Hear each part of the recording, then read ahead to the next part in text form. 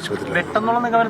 എന്തോ മറ്റുള്ളവർക്കുള്ളത് വെട്ടാവാനാണ് തന്നെയാണ് സാധ്യത. അങ്ങനെയാണ് മുറിവുകൾ കാണുന്നത്. പക്ഷേ ഈ പെൺകുട്ടിയുടേത് ചുറ്റിയലിനുള്ള അടിയോ അല്ലെങ്കിൽ വല്ല ഗണ്ണെങ്ങാനും ഉപയോഗിച്ചിട്ടുണ്ടോ എന്നുള്ള സംശയം. അതാണ് മൃതദേഹം കണ്ടിരുന്നു. ഗോകുലം മെഡിക്കൽ കോളേജിൽ പോയി മൃതദേഹം കണ്ടിട്ടാണ് തിരിച്ചു വരുന്നത്. അമ്മയുടെ വളരെ ക്രിട്ടിക്കലാണ്. അതെ ഗോകുലത്തിലാണുള്ളത്. അതെ തലയ്ക്കാണ്, എല്ലാവർക്കും തലയ്ക്കാണ്. അവിടെ ഇപ്പൊ ഇവരുമായി ബന്ധപ്പെട്ട കുറച്ച് ബന്ധുക്കൾ ഇപ്പം ഗോകുലം മെഡിക്കൽ കോളേജിലുണ്ട്. അവർക്ക് ഇതിനെക്കുറിച്ചൊന്നും ഒരു ധാരണയുമില്ല. അതാണ് അതിന്റെ അവസ്ഥ. എല്ലാവരും ഉണ്ട്.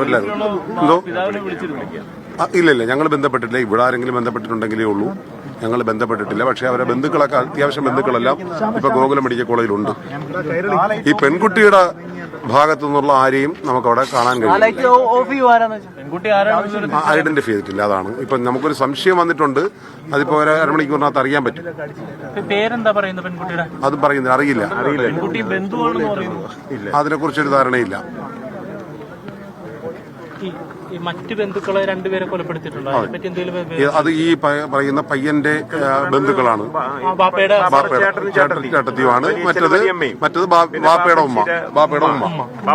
ബാപ്പുമ്മ. അത് 85 വയസ്സോളം വരുന്ന. ഒറ്റയ്ക്ക് ഒരു താമസമാണ്. അടുത്ത മക്കളുണ്ട്. അവരാരെ വീട്ടിൽ പോയി നിൽക്കില്ല. ഇവിടെ ചടങ്ങ് വന്നാലും ആ ചടങ്ങ് കഴിഞ്ഞ് തിരിച്ചു പോകും. ആരെ വീട്ടിൽ നിൽക്കില്ല.